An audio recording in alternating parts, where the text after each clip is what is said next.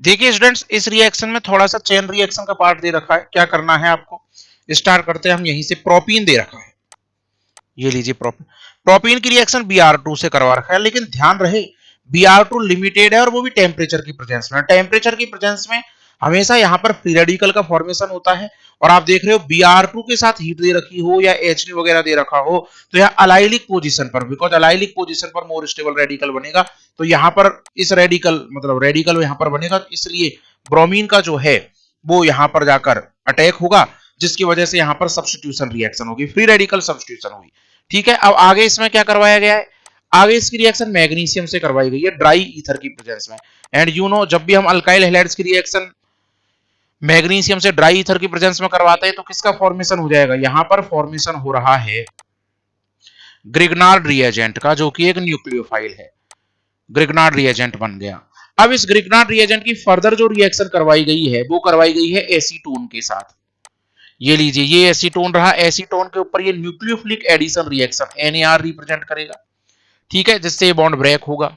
और जब bond break होगा तो यहां पर ऊपर नेगेटिव चार्ज बनेगा, जो अभी हम बना देंगे। और ये यहां आकर जो है, यहां आकर ये जो अलाइल ग्रुप है वो ऐड होगा।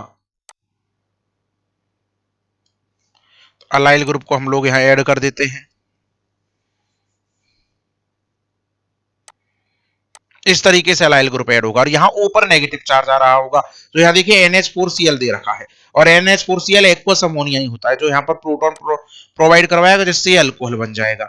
अब आगे क्या है, आगे H प्लस के साथ हीट प्रेजेंट है। H प्लस के साथ हीट प्रेजेंट है तो यहाँ प्रोटोनेशन होगा, जिससे H2O बाहर निकलेगा, और H2O बाहर निकलने के बाद यहाँ पर कार्बोकैटायन का इस तरीके से फॉर्मेशन हो रहा होगा। ये लीजिए, ये कार्बोकैटायन का फॉर्मेशन हो गया।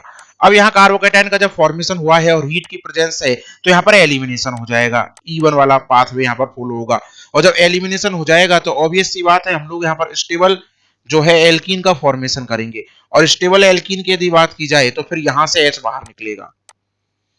ये लीजिए, यहाँ से H जब बाहर निकलेगा तो ये H प्लस बाहर हो गया, और H प्लस बाहर हो गया तो इस तरीके के एल्कीन बन चुके। ये दोनों मिथाइल रहे, यहाँ ये डबल बॉन्ड है, फिर ये रहा, और ये डबल बॉन्ड जो अलाइल ग्रुप जो जुड़ा था उसका है। ये लीजिए, इस तरीके का ये कंपाउंड बना है।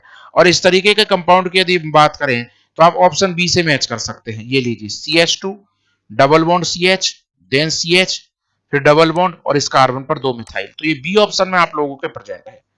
So answer is B.